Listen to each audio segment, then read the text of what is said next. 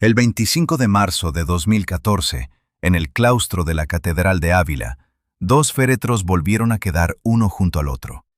El de Adolfo Suárez acababa de llegar después de varios días de homenajes oficiales.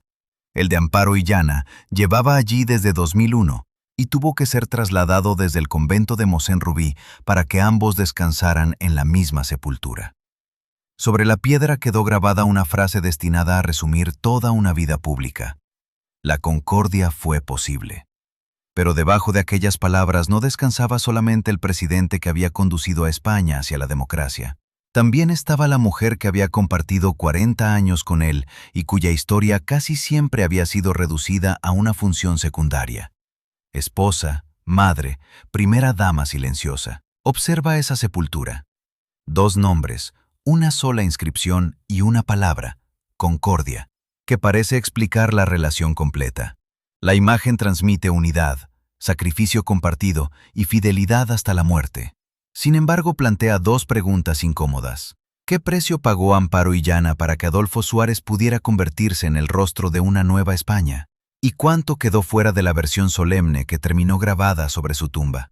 No existen pruebas sólidas de un matrimonio dominado por una gran conspiración sentimental, ni documentos que permitan presentar a Suárez como un marido secretamente monstruoso. Lo cruel fue algo menos espectacular y quizá por eso más reconocible. Una relación sometida durante años a la ambición, la ausencia, el miedo, la exposición pública y una cadena de enfermedades que acabó transformando el hogar en una habitación de restrictencia. La tragedia no estuvo necesariamente en un secreto escandaloso. Estuvo en la cantidad de dolor que una familia tuvo que absorber mientras España necesitaba ver en ellos una fotografía estable. La versión pública es conocida.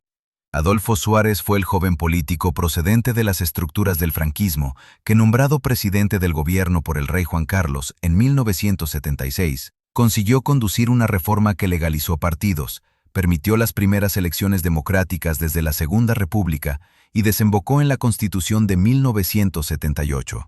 Amparo aparecía a su lado como la esposa discreta, católica y familiar que convertía la residencia oficial en un hogar. Él negociaba con comunistas, militares, monárquicos, socialistas y antiguos franquistas. Ella protegía la normalidad. En las fotografías, la distribución de los papeles parecía perfecta. Suárez ocupaba el centro político, Amparo, el espacio doméstico. Él hablaba ante las cámaras. Ella sonreía, acompañaba, recibía invitados y evitaba competir por la atención. Esa división permitió construir una imagen tranquilizadora para un país que atravesaba un cambio lleno de incertidumbre. España podía aceptar a un presidente audaz si detrás de él veía una familia reconocible. Pero esa fotografía escondía una operación emocional mucho más compleja. Amparo no fue simplemente la mujer que esperaba mientras su marido hacía historia. Su familia, su educación, sus contactos y su capacidad para sostener una vida privada ordenada contribuyeron al ascenso de Suárez. Al mismo tiempo, ese ascenso la obligó a aceptar que casi cada decisión importante del matrimonio estaría condicionada por una carrera que siempre exigía un paso más. Para comprenderlo, hay que regresar a una España anterior a la televisión en color, a las campañas electorales y a los balcones de la Moncloa. Adolfo Suárez nació en 1932 en Cebreros, una localidad de Ávila. Creció en una familia numerosa y conoció pronto la inestabilidad económica y la necesidad de abrirse camino. No pertenecía a la élite tradicional destinada de manera automática a los grandes cargos. Su principal capital era otro. Una mezcla de ambición, intuición personal, capacidad de adaptación y una extraordinaria facilidad para comprender qué esperaba cada interlocutor. Suárez aprendió que, en la España franquista, el ascenso dependía tanto de los títulos como de las relaciones. Estudió Derecho, se aproximó a los círculos políticos del régimen y comenzó una carrera que lo llevaría por distintos cargos administrativos. No era todavía el dirigente que aparecería décadas después en los libros de historia. Era un hombre joven que necesitaba demostrar constantemente que merecía entrar en espacios donde otros habían nacido. Ese detalle importa porque ayuda a entender su relación con Amparo. Para él, el matrimonio no podía separarse completamente de la seguridad, la respetabilidad y la aceptación social. No significa que no hubiera afecto. Significa que el amor convivía con las necesidades de un hombre decidido a ascender. En su mundo, una esposa no era solamente una compañera íntima.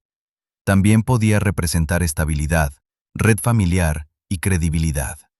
Amparo Illana había nacido en Madrid en 1934 en una familia de origen vasco. Su padre era militar. Recibió una educación internacional poco habitual para muchas mujeres españolas de su generación. Estudió inglés en Irlanda y francés en un internado de Francia.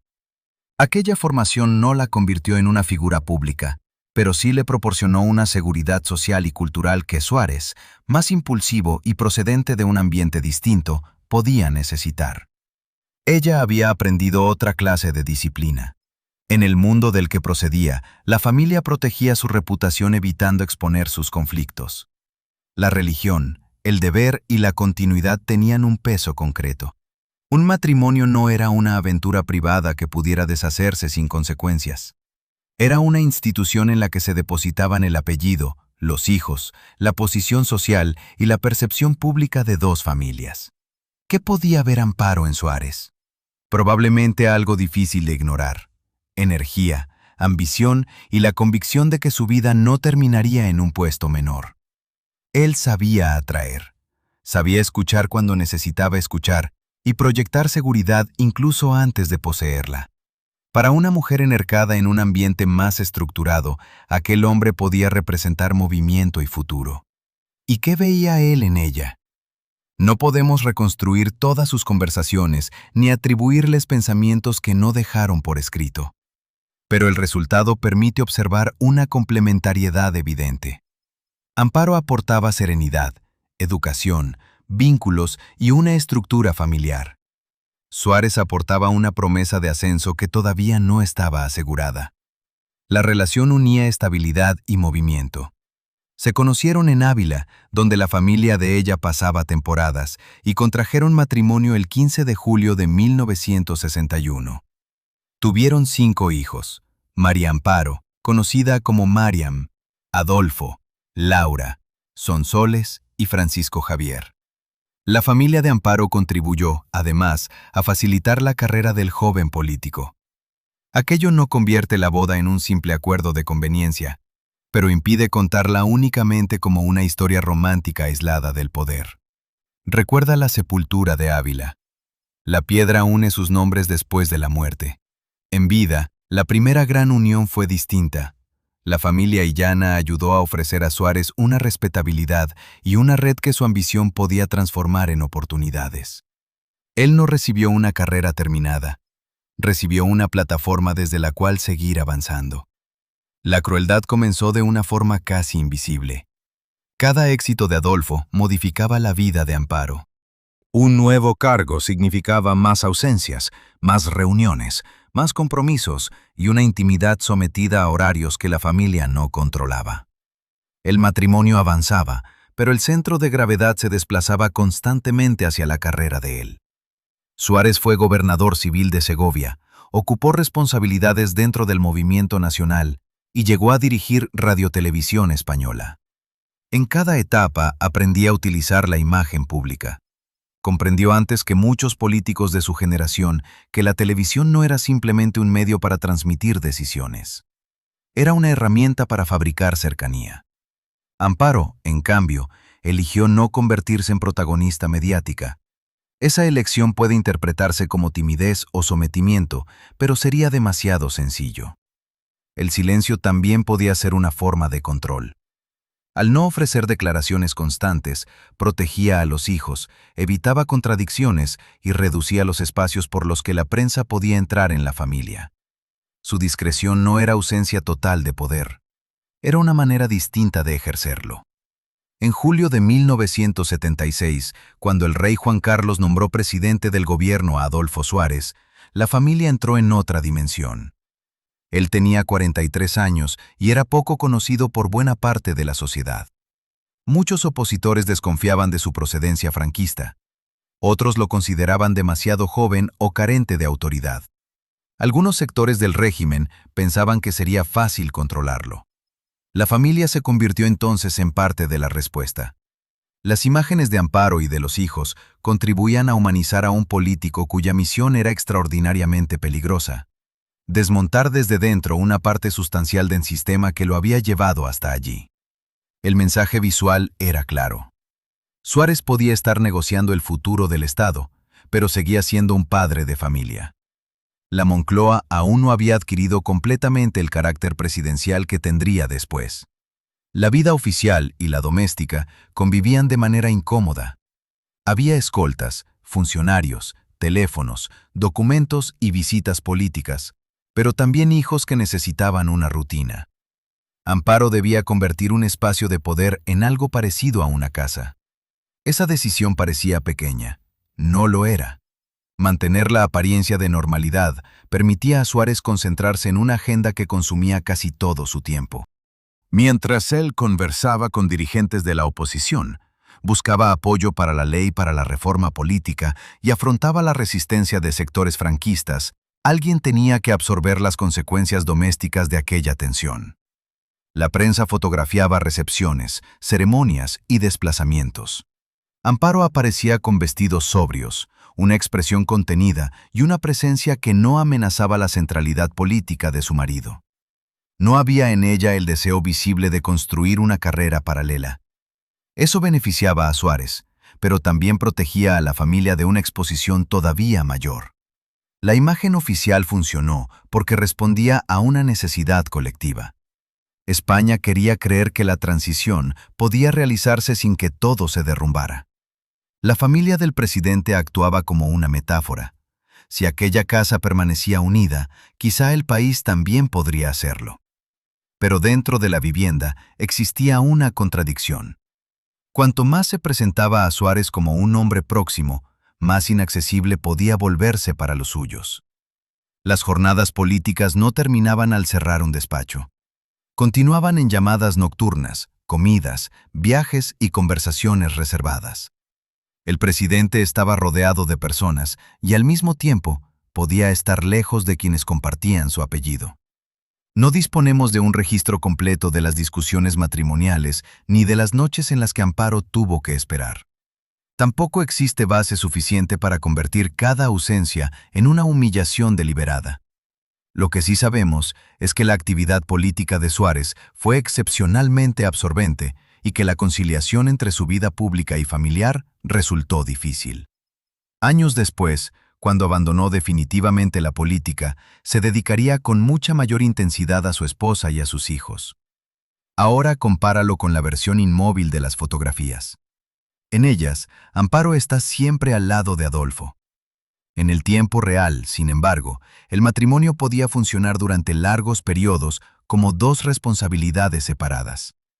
Él sostenía el gobierno, ella sostenía la casa que permitía sostener al gobierno. La primera gran fractura no fue necesariamente una infidelidad documentada ni una carta escondida. Fue la política misma. La legalización del Partido Comunista, celebrada el Sábado Santo de 1977, provocó una reacción durísima en sectores militares y conservadores. Suárez sabía que su vida política podía quedar destruida. También existían amenazas reales en un país marcado por la violencia de ETA, los grupos de extrema derecha y el temor a una intervención militar. Es fácil narrar esas decisiones como episodios heroicos protagonizados por un solo hombre. Es más difícil preguntarse qué significaban para la familia. Cada movimiento que aumentaba el prestigio histórico de Suárez podía elevar también el riesgo personal de Amparo y de sus hijos. Ella no votaba en el Consejo de Ministros, pero vivía con las consecuencias. El triunfo electoral de junio de 1977 convirtió a Suárez en el primer presidente elegido democráticamente en España desde la Segunda República. Las fotografías familiares adquirieron entonces otro valor. Ya no mostraban solo al jefe del gobierno, mostraban al símbolo de una normalidad democrática que todavía estaba en construcción. Amparo debía representar serenidad en un momento en que nada era verdaderamente sereno. La inflación era elevada, la violencia política continuaba, las negociaciones constitucionales eran delicadas y las relaciones con el ejército exigían una prudencia constante. Dentro de la residencia oficial, la información no podía circular como en una casa corriente. Había temas que no se explicaban, llamadas que no se comentaban y decisiones cuyo verdadero riesgo solo conocían unas pocas personas. Así se forma un sistema de silencio. No necesariamente mediante amenazas o destrucción de documentos, sino a través de una costumbre. Cada miembro de la familia aprende qué preguntas no debe formular delante de otros. Los empleados mantienen la discreción. Los colaboradores separan lo oficial de lo privado. Los periodistas cercanos respetan determinadas fronteras. La esposa comprende que una frase espontánea puede transformarse en un problema político. Lo importante no es únicamente lo que ocurrió, sino quién necesitaba que no se hablara de ello. Suárez necesitaba transmitir control. El gobierno necesitaba evitar cualquier imagen de debilidad. La corona necesitaba que el presidente conservara autoridad. La familia necesitaba protección. Amparo tenía motivos propios para no exponer las grietas. 5 hijos, una estructura religiosa y social exigente, y la conciencia de que cualquier crisis privada podía utilizarse contra el hombre del que dependía también el destino político del país. Eso no significa que todo fuera una representación. Una familia puede amarse y, al mismo tiempo, representar una versión cuidadosamente limitada de sí misma. Puede haber afecto verdadero detrás de una fotografía y una cantidad enorme de sufrimiento fuera del encuadre. Amparo desarrolló además actividades sociales, con especial atención a la población gitana.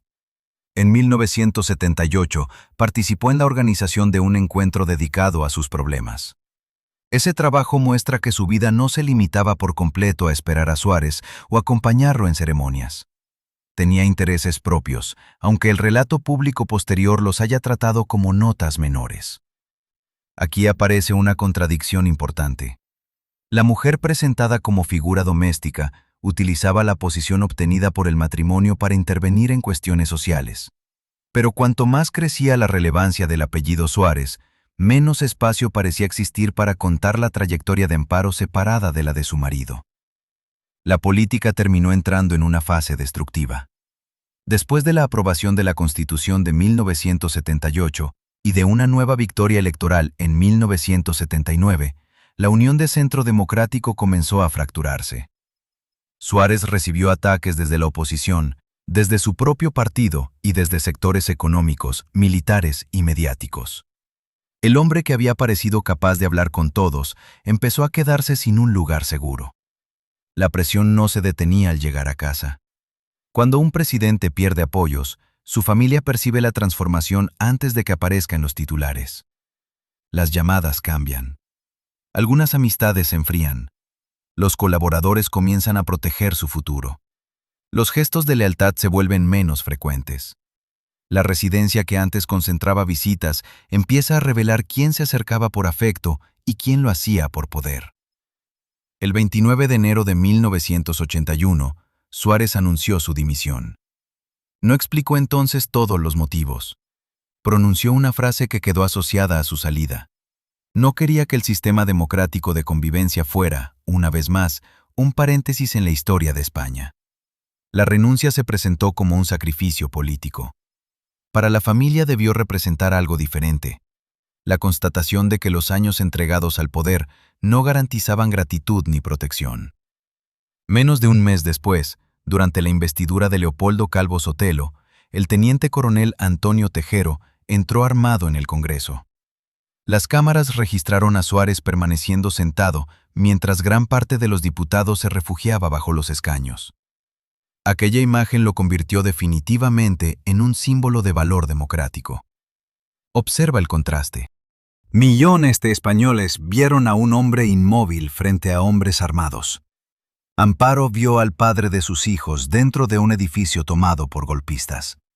La misma escena que engrandeció su biografía pública pudo ser una de las experiencias más aterradoras de su vida privada. Después del golpe fallido, la figura de Suárez comenzó a adquirir una dimensión casi legendaria. Pero el reconocimiento no reparó inmediatamente su carrera. Creó el Centro Democrático y Social, intentó reconstruir un espacio político propio y volvió a competir.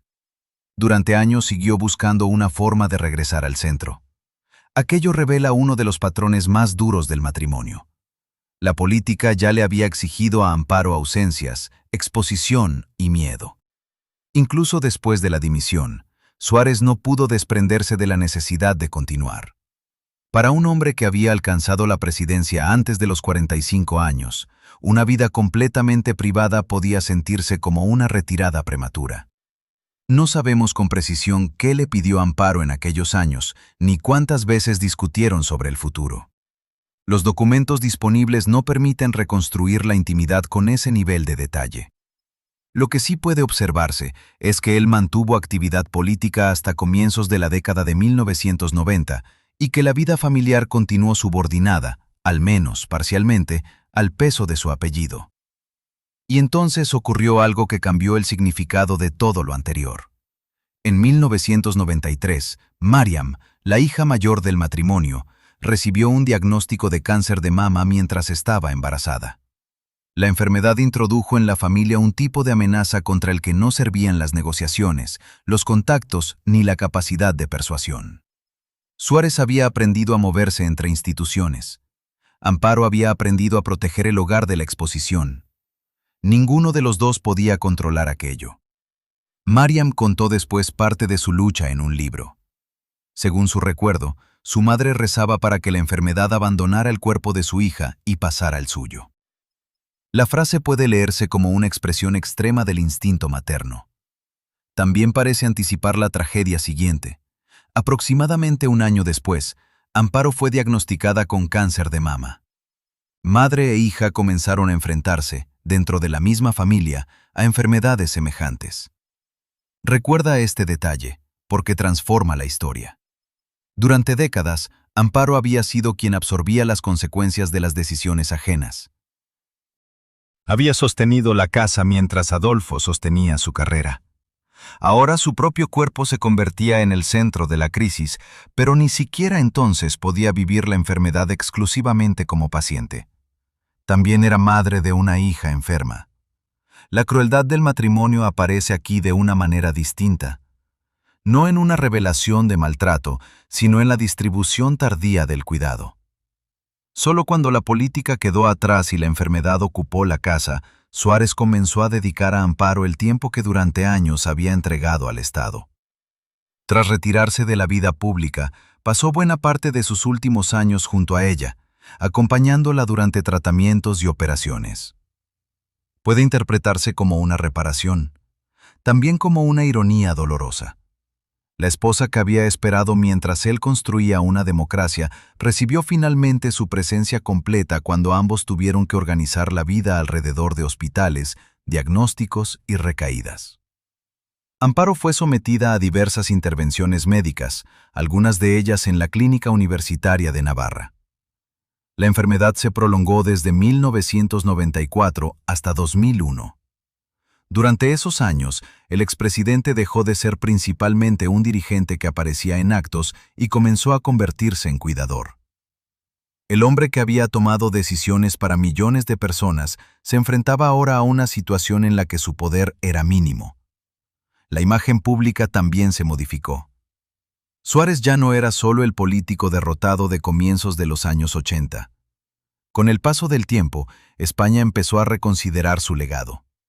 Recibió homenajes, premios y reconocimientos. La sociedad que lo había sometido a una enorme presión comenzó a presentarlo como uno de los grandes padres de la democracia.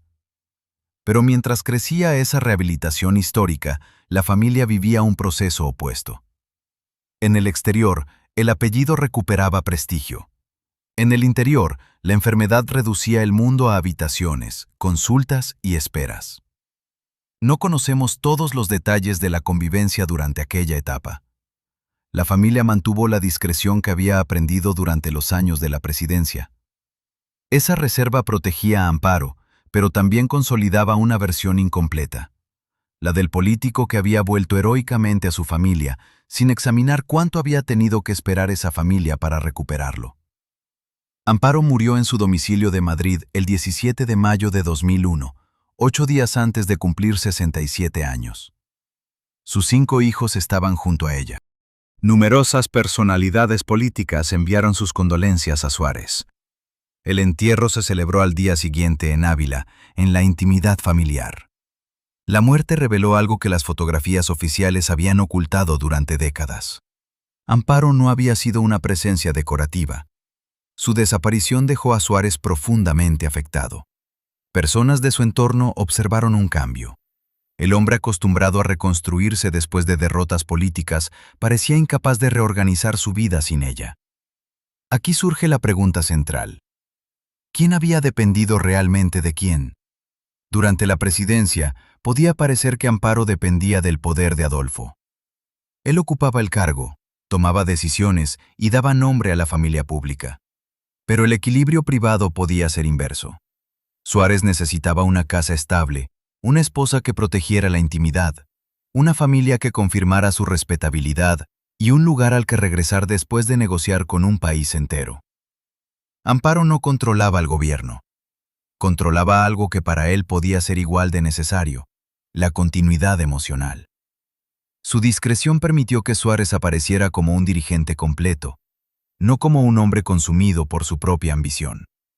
Esa es la revelación que cambia el sentido del matrimonio. La figura aparentemente secundaria sostenía una parte fundamental de la operación. No porque diseñara leyes o decidiera nombramientos, sino porque impedía que el coste humano de la carrera de su esposo se convirtiera en una crisis visible. Suárez pudo haber comprendido esa dependencia demasiado tarde. Después de la muerte de Amparo, su salud comenzó a deteriorarse. Con el tiempo, la familia confirmó que padecía una enfermedad neurodegenerativa. En 2004, cuando María murió después de una lucha de 11 años contra el cáncer, el expresidente ya estaba gravemente enfermo. Su ausencia del entierro despertó preguntas públicas sobre su estado. La tragedia adquirió entonces una dimensión especialmente cruel. Primero perdió a la mujer que había conservado la memoria privada del matrimonio. Después, la enfermedad comenzó a arrebatarle a él la capacidad de recordar. Durante años, Suárez había sido el protagonista de una batalla por controlar la interpretación de la historia española. Su dimisión, el golpe del 23 de febrero y la crisis de la Unión de Centro Democrático habían generado versiones enfrentadas. Al final de su vida, ya no podía participar plenamente en la construcción de su propia memoria. Su hijo, Adolfo Suárez Illana, comunicó públicamente que su padre padecía Alzheimer y que apenas recordaba su etapa como presidente. El dato conmovió a España porque parecía una metáfora demasiado perfecta. El hombre asociado a la memoria de la transición había perdido la suya. Pero existe otra pérdida menos comentada. Al deteriorarse la memoria de Adolfo y haber muerto Amparo, desaparecieron las dos personas que mejor podían explicar qué había ocurrido realmente dentro del matrimonio. Los hijos conservaron recuerdos. Los biógrafos reconstruyeron episodios. Los periodistas recuperaron fotografías. Sin embargo, las conversaciones fundamentales quedaron fuera del archivo. El sistema de silencio que durante años había protegido a la familia terminó convirtiéndose en una frontera para la historia. Sabemos qué decisiones tomó Suárez en el Consejo de Ministros. Sabemos cuándo dimitió y cómo permaneció sentado durante el golpe. Sabemos cuándo enfermó Amparo y cuándo murió. Lo que no sabemos es cómo negociaron ellos el precio de esas decisiones dentro de casa. No sabemos qué se dijeron las noches en las que él regresaba tarde. No sabemos si Amparo alguna vez le pidió que abandonara la política antes. No sabemos cuántas promesas de tiempo familiar fueron aplazadas por una campaña, una crisis o una nueva reunión. Tampoco sabemos si ella consideró su silencio un sacrificio, una obligación o una forma de influencia. Precisamente por eso resulta peligroso llenar los espacios con escándalos no demostrados. La ausencia de documentos no autoriza a inventar amantes, conspiraciones o abusos. La historia comprobable ya contiene suficiente tensión. Un hombre que ayudó a democratizar un país dependió durante décadas de una mujer cuya contribución quedó casi siempre fuera del relato. Cuando finalmente pudo dedicarle todo su tiempo, ella estaba enferma. Cuando murió, Él comenzó a perder la memoria que podría haberle permitido contarla. Suárez falleció en Madrid el 23 de marzo de 2014, después de años apartado de la vida pública. España organizó homenajes y un funeral de Estado. Las autoridades, los antiguos adversarios y miles de ciudadanos despidieron al político que había representado la posibilidad de llegar a acuerdos en un país dividido. 2 días después, su cuerpo llegó a Ávila. Allí se preparó la sepultura junto a Amparo. Para hacerlo, los restos de ella fueron trasladados desde el lugar donde habían permanecido desde 2001. Después de 13 años de separación física, volvieron a colocarlos juntos. Ahora vuelve a mirar la piedra. La concordia fue posible. La frase se refiere a España, pero también parece haber sido elegida para hablar del matrimonio. Sin embargo, concordia no significa ausencia de conflicto. Significa la decisión de continuar pese a él. Puede incluir amor, pero también renuncias desiguales, silencios y deudas que nunca llegan a formularse. La imagen final de Adolfo y Amparo juntos produce consuelo porque organiza una vida desordenada. Convierte 40 años de ausencias, ascenso, miedo, enfermedad y pérdida en una unidad sencilla. Él fue el estadista. Ella, la compañera fiel. Ambos descansan juntos. La historia queda cerrada. Pero no está cerrada. Amparo ayudó a construir las condiciones privadas que hicieron posible la carrera de Suárez. Cuidó la reputación de la familia, ofreció estabilidad y mantuvo una reserva que protegía al presidente. A cambio, tuvo que compartir a su marido con una misión política que ocupaba casi todo el espacio disponible. Su tragedia no fue haber vivido junto a un villano oculto. Fue haberse convertido en indispensable para una historia que después casi la borró. Adolfo, por su parte, no fue únicamente el hombre que eligió la política sobre la familia. Cuando llegó la enfermedad, permaneció junto a Amparo y terminó dedicándose a su cuidado. Pero ese gesto final no elimina los años anteriores. Los vuelve más dolorosos. Sugiere que ambos comprendieron, quizá cuando ya quedaba poco tiempo, cuánto había costado la vida que construyeron. La crueldad estuvo en el calendario, en los años que no podían recuperarse, en el poder que exigía presencia constante y en la enfermedad que llegó cuando por fin pudieron estar juntos. En una esposa recordada por guardar silencio y en un marido que terminó sin poder recordar. Por eso la sepultura de Ávila no representa solamente una reconciliación. También es el último acto de construcción de la imagen pública. 2 personas son reunidas bajo una frase que celebra el acuerdo, aunque su historia estuviera hecha de sacrificios que nunca fueron distribuidos por igual. La concordia fue posible. El tiempo, no.